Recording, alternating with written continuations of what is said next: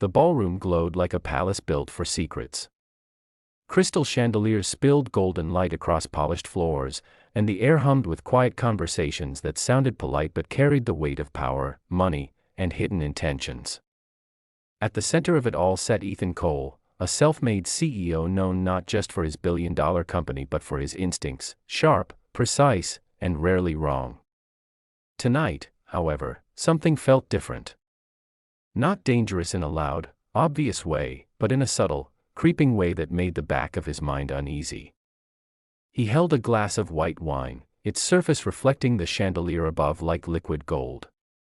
Just as he raised it toward his lips, a soft but urgent voice cut through the noise. "Sir, don't." He paused. A waitress stood beside him, young, composed, yet her eyes betrayed something urgent. Without another word, she slipped a folded note into his hand. Ethan glanced at her, then at the note, his instincts immediately alert. He unfolded it just enough to read the message, "Don't drink it. Leave now." His grip on the glass tightened. For a split second, the world around him faded, the music, the laughter, the polite conversations, all dimmed into silence. He looked up at her again, searching her face for any sign of deception, but what he found instead was something far more powerful, sincerity mixed with fear. Without thinking twice, Ethan placed the glass down slowly, then grabbed her wrist gently but firmly before she could walk away. "Why?" he asked in a low, controlled voice. The waitress hesitated, her eyes darting around the room as if every corner held a watcher. "You don't have time," she whispered, her voice trembling just enough to be real. "They've been watching you since you walked in. That drink, it's not safe." Ethan leaned closer, his tone sharpening. "Who is they?" She shook her head slightly. "People you trusted." Those 3 words hit harder than any threat. Ethan's mind raced. In his world, betrayal wasn't uncommon, but poison.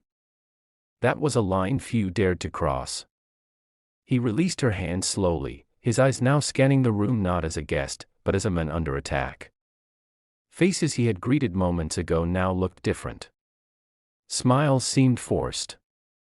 Conversations felt rehearsed. Every movement carried a question, friend or enemy. "Why are you helping me?" he asked quietly.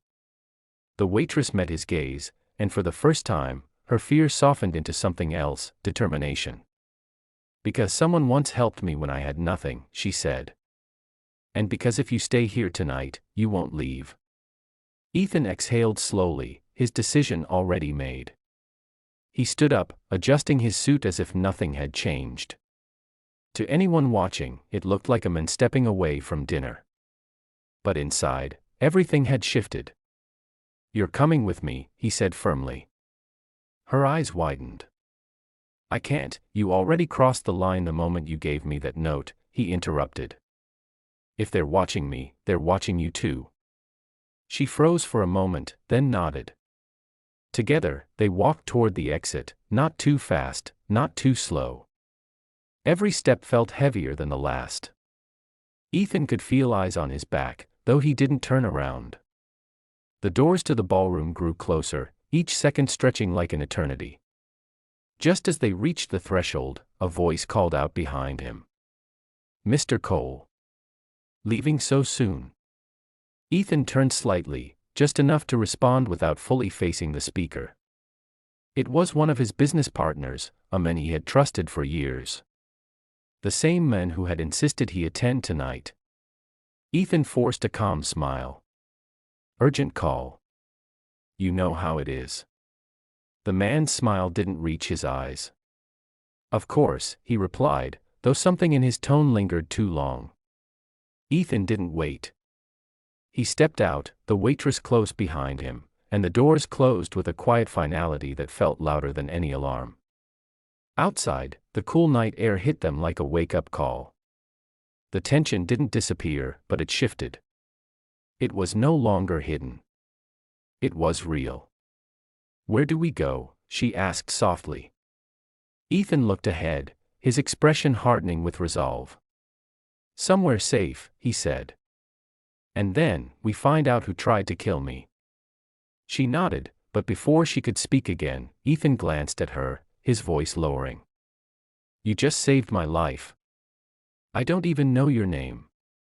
She hesitated for a moment, then said, "Lena." Ethan gave a slight nod. "Well, Lena, tonight changed everything." In the distance, sirens echoed faintly, blending into the city's rhythm. The world moved on as if nothing had happened, but for Ethan and Lena, everything had shifted. Trust had been broken. A hidden war had revealed itself. And a single note had rewritten the future. If this moment pulled you in, if you felt the tension, the mystery, and the spark of something bigger unfolding, then don't miss what comes next. Stories like this only get deeper, darker, and more powerful from here. Make sure you subscribe to the channel so you don't miss the next chapter, where secrets unravel, truths explode, and the real game begins. Because sometimes, the most dangerous enemies are the ones already sitting at your table.